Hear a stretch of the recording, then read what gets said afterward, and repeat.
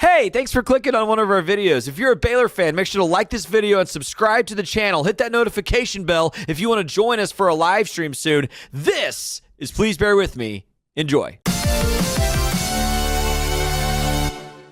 Listen, speaking of basketball, Pete, you talked about Fran and King. The Big 12 has been a very dominant basketball league the last 4 or 5 years.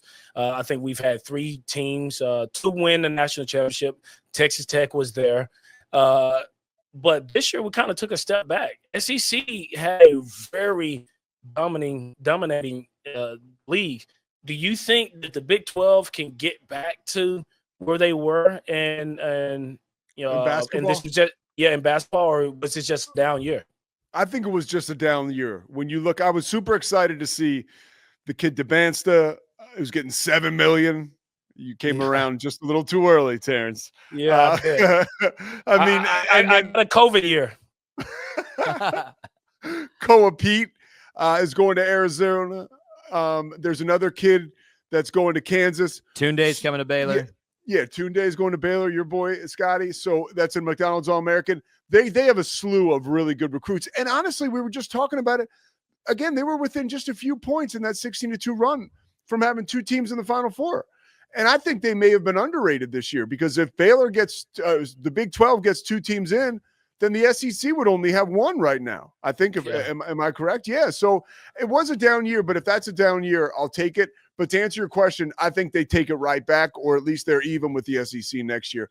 I don't think this is like an epidemic that we're going to see for a while going forward. I really do think that the Big 12 will stay elite in basketball. Well, and Terrence, Pete and I talked on his show last week about how like, if you just look at even the first 2 rounds of games, like 6 of the 7 Big 12 teams won their first round game, and like half the SEC teams lost in like the first round. Like, I mean, even like 9 Baylor beating 8 Mississippi State, I think reflects. I think they were 7-1 after the first weekend, or something like this. Yeah, 6-1. Yeah. So it looked real good.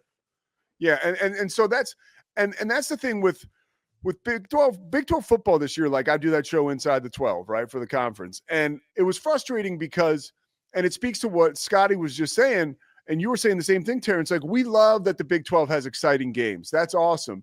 But at the end of the day, you want to be mentioned as the class of college football, not the team that, because we would lead the show off, right? You get like the Big 12 PR people saying like, all right, here's what we would like you to say. Well, there became a point in the season where really all we could say was, we could talk about Arizona State, BYU, Colorado, and Iowa State really primarily. And then Baylor came into the conversation at the end. But it was a lot of, hey, look at our conference has the most close games, you know? And it's like, well, in the SEC, they're saying our conference is just beating the ever-living daylights out of everybody else. And that was the one frustrating part where you love the games are exciting, but it'd be really cool to see this year Big 12 football ascend to heights where we don't necessarily have to talk about that as often. With the Big 12 and the basketball, you never have to talk about that. Like, you're never coming up or manufacturing any stats or storylines. The conference is what it is. It's still pretty awesome.